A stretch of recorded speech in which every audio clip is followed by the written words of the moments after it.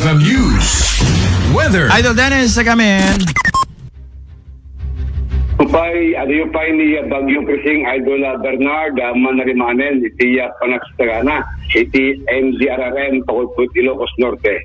Iti ikaw dyan na forecast track di pag-asa dumalan iti Bagyong Krising iti Murdong iti Kayan nalumasat iti asinag iti Bulan Island na dumnamit iti ili iti Pagulput Ilocos Norte.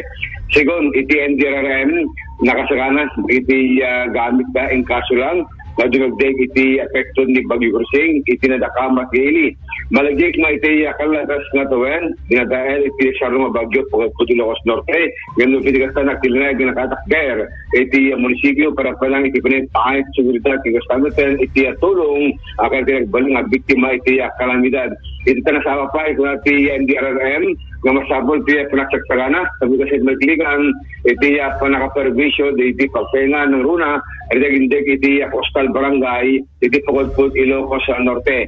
Inabagan ni Mr. Hendrik Kedronan, NDRRM officer iti Pagulput nga masabol iti panagridam iti barangay ng runa rinagindeg iti coastal barangay iti Pagulput Ilocos Norte.